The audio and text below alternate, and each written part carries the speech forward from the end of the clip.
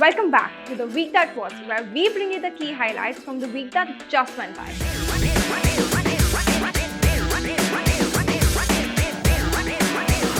Indian equity indices concluded a dull week, with Nifty barely going up 0.4%, while Nifty mid-cap and small-cap indices closed flat.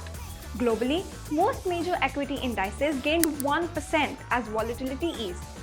Nifty has undergone notable corrections over the past 2 months, and it's likely that the downtrend has reached its endpoint. We expect Nifty to get over the 19,850 run and challenge lifetime highs of 2022 in December 2023. Any transitory volatility amid monthly expiry or state election outcome could be a good buying opportunity. The declining oil prices, bond yields, and easing inflation could also provide a boost to domestic indices. IT, PSU, pharma, auto are expected to outperform, while BFSI and metals provide favorable risk to reward setup. Corporate earnings in the second quarter of FY24 came in robust, with PAT growing 33% on a year-on-year basis at the Nifty index level, excluding the BFSI space. It was largely led by expansion in gross margin. Top-line growth was led by auto and capital goods, while FMCG was below expectations even during the festive season. Meanwhile, IT had cautious outlook. We expect corporate earnings growth to sustain in the second half. Our research team has a positive outlook on markets supported by healthy double-digit earnings growth. However, we would advise avoiding sectors having more global exposure like IT, oil and gas, etc. India is set to kickstart 3 mega defense projects worth 1.4 lakh crore rupees. 7 companies will benefit from these projects. These companies are HAL, Bharat Electronics, Cochin Shipyard, Data Patterns, Astra Microwave, Midani, and Bharat Dynamics.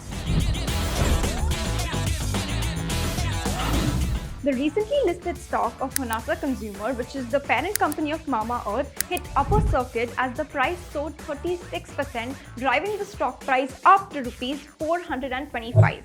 Honasa reported a stellar 94% growth in profit year-on-year. Its revenue from operations grew 21% to 496 crore rupees. Interestingly, the company's revenue grew 33% in the first half of FY24 compared to the industry average of 9%. The EBITDA grew 53% year-on-year to 40 crore rupees, which was 25% above Jefferies' estimates. This was due to reversal of ESOP costs by scaling down the Momspresso business. According to Jefferies, Honasa Cosnumer reported a strong Q2 on both top line and margin, and that's why they're bullish on the stock.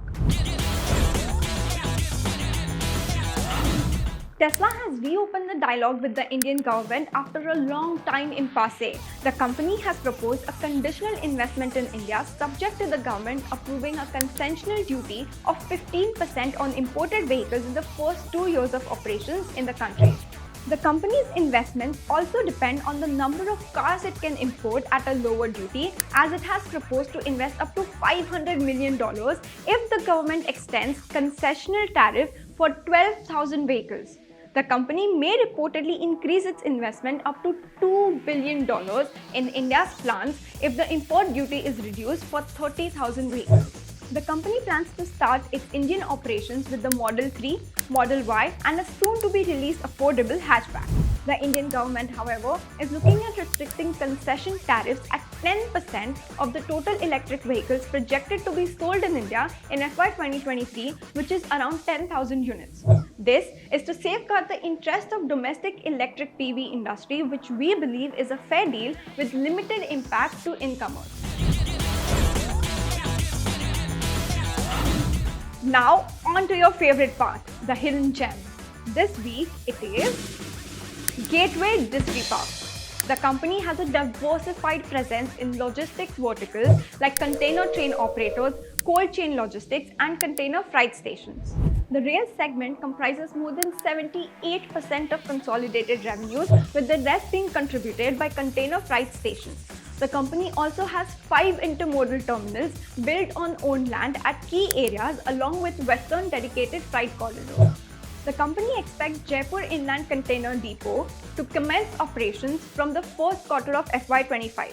The management also expects to add 2 new ICDs in the near term and is adding 3 more rakes to service the volume.